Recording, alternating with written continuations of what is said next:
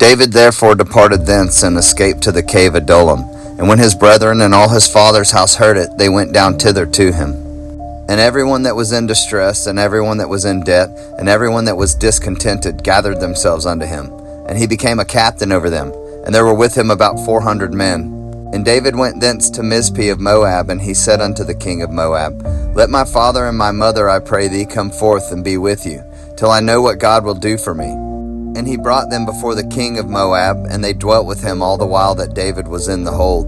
And the prophet Gad said unto David, Abide not in the hold, depart and get thee into the land of Judah. Then David departed, and came into the forest of Hereth.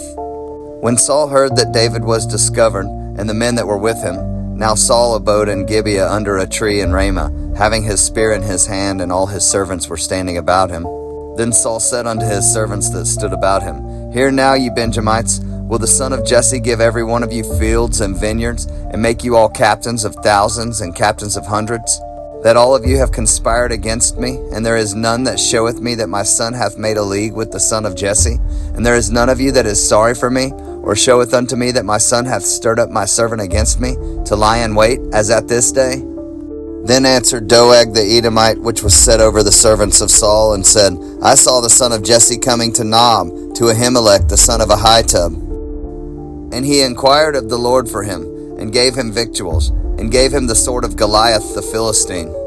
Then the king sent to call Ahimelech the priest, the son of Ahitub, and all his father's house, the priests that were in Nob. And they came all of them to the king. And Saul said, Hear now, thou son of Ahitub. And he answered, Here I am, my lord. And Saul said unto him, Why have ye conspired against me, thou and the son of Jesse, in that thou hast given him bread and a sword, and hast inquired of God for him, that he should rise against me to lie in wait, as at this day? Then Ahimelech answered the king and said, And who is so faithful among all thy servants as David, which is the king's son-in-law, and goeth at thy bidding, and is honorable in thine house? Did I then begin to inquire of God for him? Be it far from me. Let not the king impute anything unto his servant, nor to all the house of my father, for thy servant knew nothing of all this, less or more. And the king said, Thou shalt surely die, Ahimelech, thou and all thy father's house. And the king said unto the footmen that stood about him, Turn and slay the priests of the Lord, because their hand also is with David, and because they knew when he fled, and did not show it to me. But the servants of the king would not put forth their hand to fall upon the priests of the Lord. And the king said to Doeg, Turn thou and fall upon the priests. And Doeg the Edomite turned, and he fell upon the priests, and slew on that day 65 persons that did wear a linen ephod. And Nob, the city of the priests, smote he with the edge of the sword, both men and women, children and sucklings, and oxen and asses and sheep, with the edge of the sword.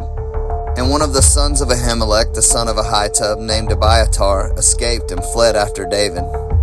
And Abiathar showed David that Saul had slain the Lord's priests. And David said unto Abiathar, I knew it that day when Doeg the Edomite was there, that he would surely tell Saul, I have occasioned the death of all the persons of thy father's house. Abide thou with me, fear not, for he that seeketh my life seeketh thy life, but with me thou shalt be in safeguard.